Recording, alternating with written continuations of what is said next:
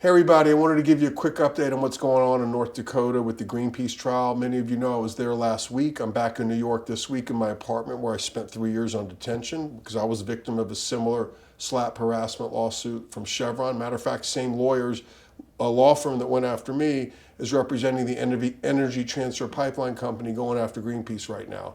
Anyway, our concerns about this case have deepened this week. We had initial concerns about a lack of an impartial jury. That's been confirmed. The jury has admitted, actually most of the jurors admitted openly they cannot be fair in this case.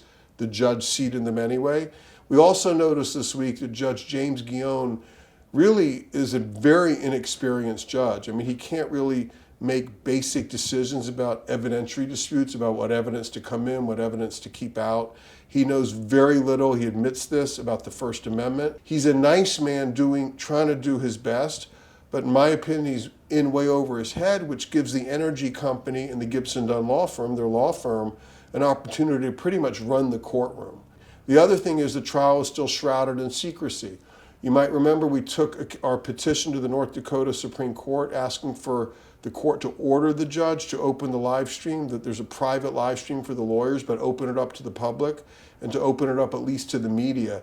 You know, most high-profile cases in recent years in North Dakota are broadcast, some even on court TV, so it's really unusual, I would say outrageous, that the judge won't allow access to this live stream.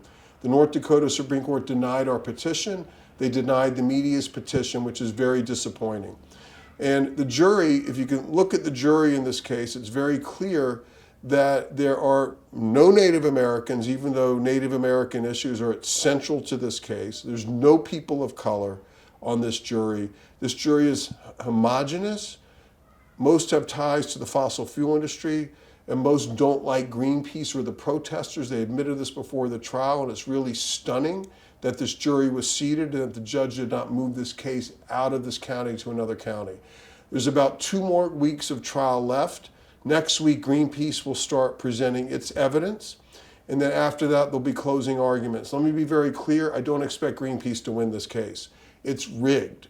What Greenpeace can do, though, is make a really good record during the case so they can appeal it to a higher court where I think they have a decent chance. It's very important people stay engaged. As I've said, this is not just an attack on Greenpeace, it's an attack on the entire climate movement, it's an attack on Indigenous rights, and it's an attack on the First Amendment. To follow our work, please go to our website at trialmonitors.org. To help Greenpeace, go to their trial website at greenpeaceontrial.org.